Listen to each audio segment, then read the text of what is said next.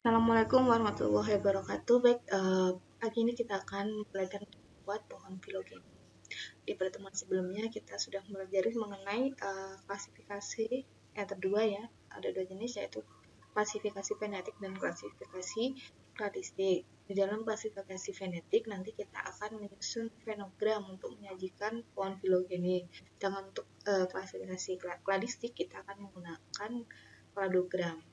Sebelumnya itu kita pelajari mengenai cara menyusun fenogram terlebih dahulu. Yang langkah pertama yaitu kita membuat deskripsi, jadi dari takson yang kita amati kita deskripsikan terlebih dahulu. Kemudian kita mendata karakter apa saja yang ada yang bisa diamati dan kita gunakan sebagai analisis pohon filogeni. Misalkan tanaman kita karakternya itu bentuk daun, terus bentuk bunga, dan lain-lain. Kemudian kita mengelompokkan berdasarkan kesamaan karakter ya.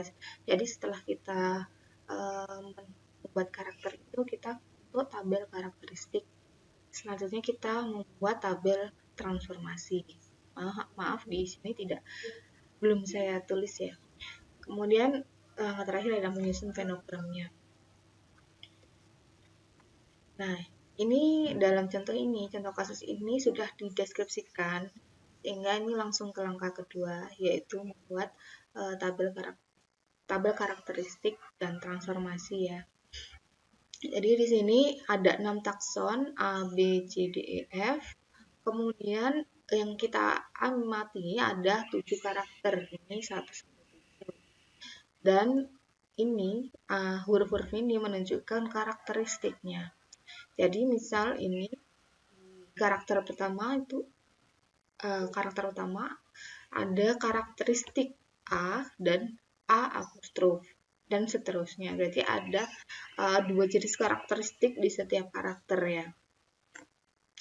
Jadi berdasarkan 7 karakter yang diperiksa dihitung banyaknya kesamaan antar taksa. Banyak kesamaan menunjukkan dekatnya hubungan filogeni. Baik, selanjutnya nah ini kita kelompokkan tadi berdasarkan kesamaan ya. Misalkan ini contoh taksa A dan taksa B itu 1. Berarti ada kesamaannya itu hanya 1. Kita coba lihat di tabel sebelumnya. Takson A dan takson B ini kesamaannya hanya 1. Apakah benar? Coba kita lihat. Ini karakter pertama, kedua, ketiga, keempat, kelima, dan keenam ini tidak sama. Yang sama hanya 7. Berarti hanya 1. Jadi kita tulis 1. Dan seterusnya. Berdasarkan hasil pengelompokan, takson BD yaitu dan juga CE itu memiliki nilai tertinggi yaitu nilai 7. Sehingga nanti akan dikelompokkan menjadi 1. Jadi nanti BD akan dikelompokkan menjadi satu kelompok dalam fenogram dan juga CE juga seperti itu. Kemudian nilai tertinggi berikutnya adalah nilai 6 ya, ini di CF dan juga EF. Ya, jadi tadi kan CE sudah menjadi satu kelompok, kemudian ini ternyata F juga dekat dengan CE, sehingga nanti akan dijadikan satu menjadi CEF. Kemudian takson A. Takson A ini nilainya sangat rendah di antara semuanya ya. Ini berarti menandakan dialah yang paling plesium atau dia paling memiliki nilai karakter dari nenek moyang, sehingga bisa dikatakan dia merupakan takson tamu dalam kasus ini. Ya, selanjutnya kita akan membuat fenogramnya ya. Jadi di sini ini adalah fenogramnya ya. Yang ini adalah skala. Skala ini menunjukkan yang paling kecil mendekati 0 berarti yang paling lebih dulu berevolusi ya. Baik, ini kita bisa membacanya seperti ini. Jadi ini nenek moyangnya ya, nenek moyangnya ada di sini. Nenek moyangnya ini pertama kali akan berevolusi menjadi A terlebih dahulu. Ya, kemudian setelah itu kita nenek moyangnya akan mohon maaf maksud saya si A akan berevolusi menjadi nenek moyang B, D, C, E, F. Ya, selanjutnya nenek moyang B, D, C, F ini berevolusi menjadi ini ya, 2 ya, yaitu nenek moyang BD dan nenek moyang CEF, seterusnya seperti itu. Jadi kita bisa cocokkan di sini ya. Misal si A ini karakternya kan paling berbeda dengan yang lain ya, sehingga dia dikelompokkan menjadi kelompok di luar DCEF. Nah, ini fenogram memiliki cabang bifurkasi, yaitu 2 cabang ini ya, dalam setiap cabangnya itu. Kemudian ujungnya terdapat O2 atau OUT ya. O2 itu operasional taksonomi unit, maksudnya A, B, C, D, E, F. Ya, dikelompokkan berdasarkan kesamaan homologi dan analoginya dengan proporsi yang tidak diketahui, sehingga fenogram tidak bisa menggambarkan pola filogeni, tapi hanya menjelaskan keanekaragaman saja. Berdasarkan kekurangan ini, sehingga ahli taksonomi itu membuat klasifikasi baru, yaitu kladistik ya, itu lebih bisa menggambarkan pola filogeni dalam suatu takson. Baik, selanjutnya kita akan menjelaskan tentang kladogram. Nah, ini kladogram ini, dalam kladogram itu bisa didapatkan beberapa informasi, yaitu yang pertama, kladogram hanya menunjukkan bertambahnya kesamaan apomorfi saja. Ya, kemudian apomorfi perlu kita kembali ya, ini maksudnya adalah karakter derivat ya. Kita ingat pertemuan sebelumnya. Kemudian kladogram tidak menunjukkan takson tetua ya. Takson tetua jadi tidak diketahui yang lebih dahulu. Kemudian kladogram dapat menunjukkan dekatnya hubungan kekerabatan secara filogenetik berdasarkan perubahan evolusional karakteristik. Jadi bisa diketahui hubungan kekerabatannya, pola filogeninya.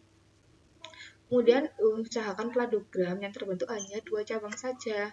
Ya, kayak tadi fenogram ada 2 cabang bifurkasi atau 2 cabang saja, sama dengan kladogram. Jika lebih dari itu, maka perlu ditambahkan karakter lagi untuk membedakan menjadi 2 saja. Baik ya, di dalam kladogram itu yang paling terkenal itu ada 2 jenis metode, yaitu yang pertama ada metode Hennig dan nanti ada metode Wagner. Pertama kita bahas dulu mengenai metode Hennig. Baik, dalam metode Hennig langkah pertama yaitu kita menentukan takson yang dianalisis ya, sudah pasti ya, sama dengan fenogram. Kemudian menentukan karakter yang digunakan untuk analisis filogeni, sama juga ya dengan sebelumnya ya. Tentukan dulu karakter apa saja yang kita akan gunakan. Kemudian mendeskripsikan karakter takson ya. Kemudian ini yang agak berbeda, ini membuat polarisasi untuk setiap karakter. Tadi di setiap karakter ini mana yang plesiomorfi dan mana yang apomorfi. Kemudian nanti setelah itu kita mengelompokkan ya. Kita kelompokkan apakah nanti perlu kita menggunakan kelompok tamu atau tidak, karena tadi kan harus bercabang 2. Artinya dia karakter yang berbeda ya, karakter plesiomorfi yang berbeda. Artinya kalau misalkan dalam kasus itu tidak ada kelompok yang paling berbeda, kita masukkan kelompok tamu ke dalam pembahasan. Kemudian menyajikan karakter dan karakteristik ke dalam tabel karakter. Ya, sama ya dengan sebelumnya ya. Kemudian melakukan transformasi karakter ya, dan menyusun kladogram. Dalam langkah-langkahnya hampir sama juga dengan fenogram, cuma nanti dalam prosesnya ada sedikit berbeda. Nah, ini dalam metode ini setiap tahap selalu dipilih setidaknya 1 karakter yang akan digunakan sebagai pembeda. Dengan demikian, setiap saat kelompok taksa yang dianalisis akan dibagi menjadi 2. Kemudian setiap pembagian tidak harus menghasilkan 2 kelompok dengan jumlah anggotanya sama. Jadi nanti ya ini tahap pertama biasanya salah satu kelompok saja yang beranggotakan ya satu kelompok dalam satu cabang, yaitu bisa dikategorikan sebagai kelompok tamu.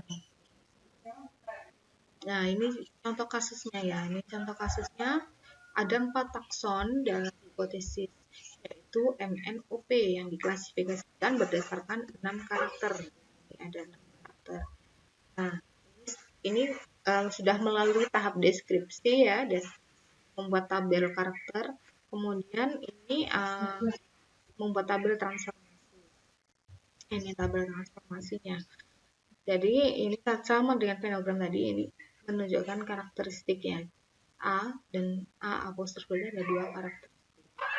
Nah, karena ada dua karakteristik, artinya yang satu itu plesiomorfi ya, yang paling tua ya, itu menunjukkan ciri khas nenek moyang, sehingga kita biasanya tuliskan dengan ini angka 0 ya, ini tabel transformasinya ini angka 0 kita sebutnya. Sedangkan yang apomorfi atau karakter derivat itu kita sebut sebagai angka 1 ya. Ini. Misalkan nanti di sini ternyata ada A apostrof 1, nanti ada apostrof 2 dan seterusnya, berarti nanti ini 0, 1, 2 gitu. Seperti itu. Dan seterusnya ya. Nah, ini dari hasil transformasi, takson M merupakan takson tamu karena semua karakternya plesiomorfik. Kita coba lihat M. Ini ya, ini M. M tuh 0, 0, 0, 0 semua. Sorry. M ini 0, 0, 0 semua. Berarti kan dia paling tua ya, paling tua atau paling plesiomorfik. Karena karakter, pada setiap karakter hanya ada dua, yaitu A dan A. Ya. Ini contohnya. Kemudian ya, selanjutnya kita menyusun kladogram ya. Ini ada 3 tahap dalam kasus ini. Tahap pertama, ya ini tahap pertama tadi M dan N dulu dahulu ya. M dan ini tahap pertama ini kita MNOP ini adalah kelompok yang memiliki satu tua yang sama ya. Kita dalam tahap ini bisa menyebutkan seperti itu. Tahap ketuanya di sini. Kemudian ini tahap kedua. Nah, ini M ini memisah ya. M memisah sehingga ini dikarenakan ada karakter 1 yang tidak dimiliki oleh M. Coba kita lihat karakter 1. Nah, ini. Wah, ini yang lain NOP ini dia karakternya 1 ya. Jadi lebih plesiomorfis, sedangkan yang M ini tidak memiliki. Ya, ini disebut ya seperti ini. Jadi M memisah dari M. NOP. Ini tahap kedua.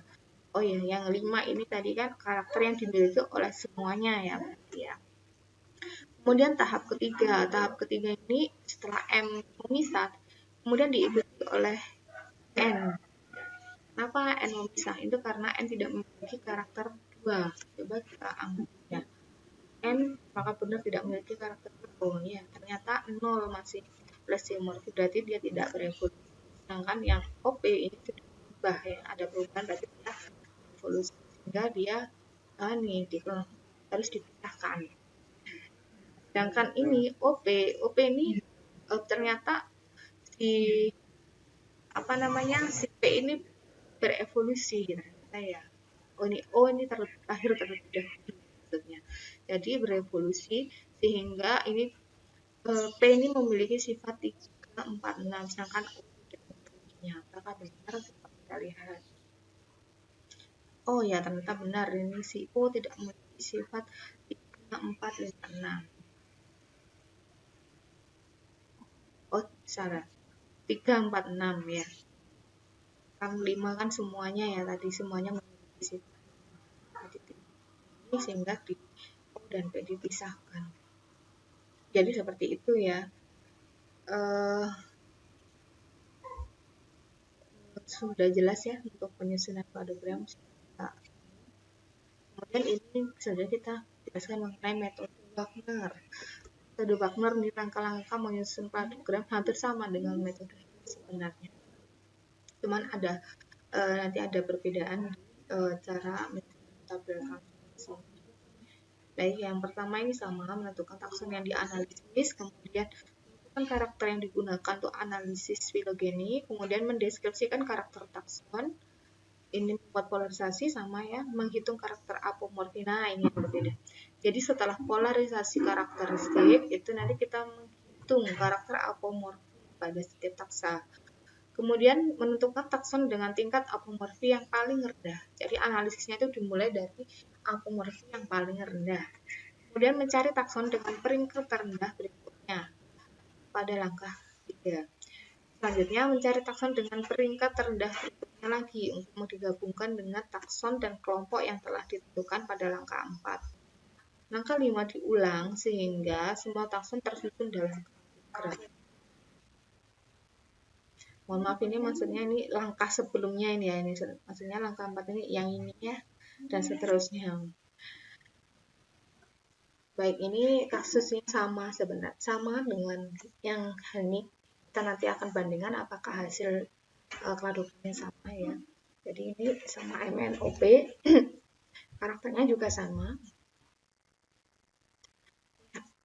Jadi langkah berikutnya setelah kita buat ini tabel transformasi ini, selanjutnya kita milih yang paling rendah. Ya, ini kita tulis di sini ya, kita tambahkan karakter apomorfi.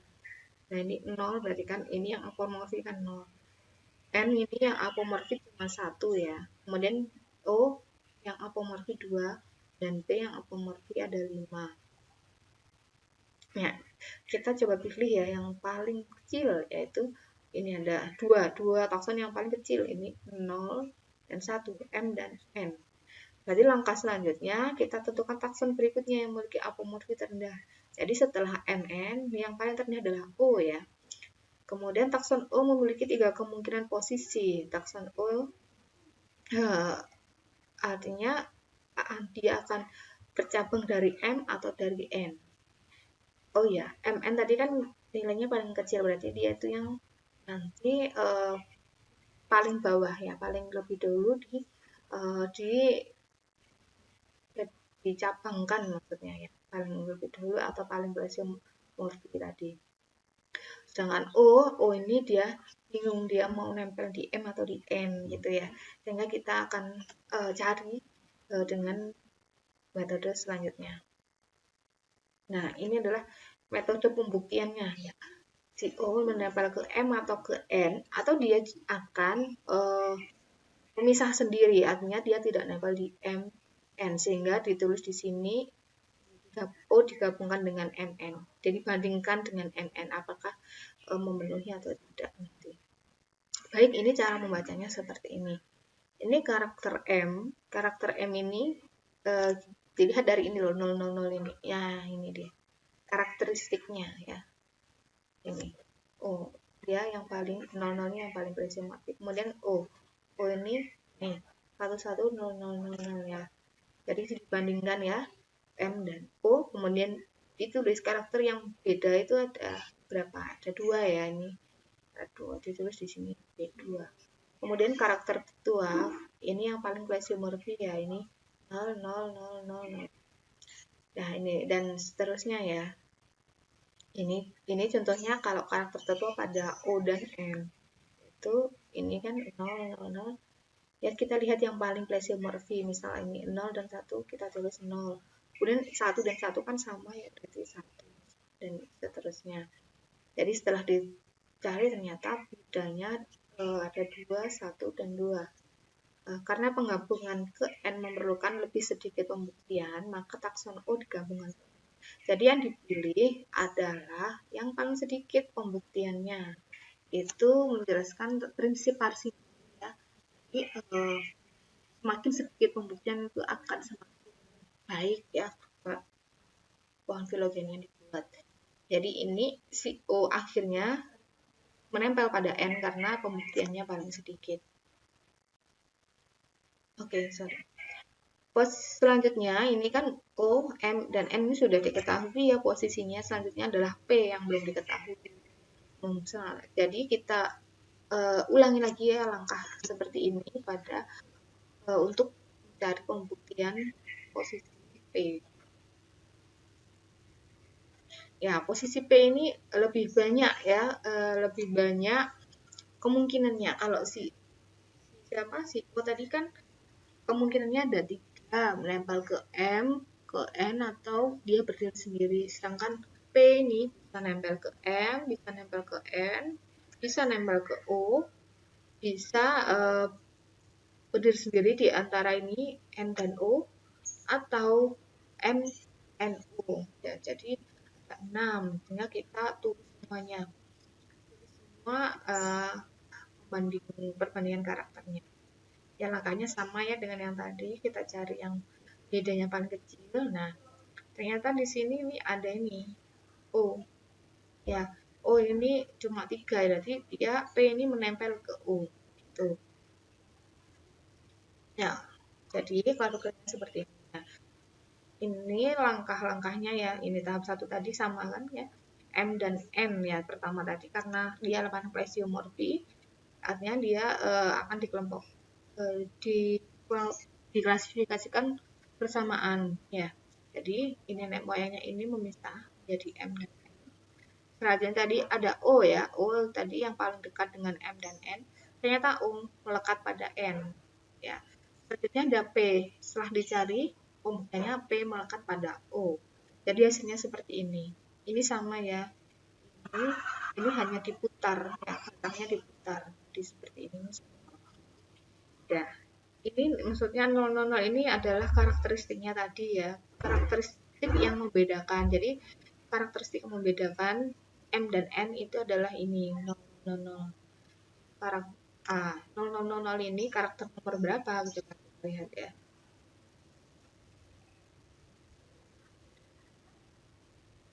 Oh, sorry.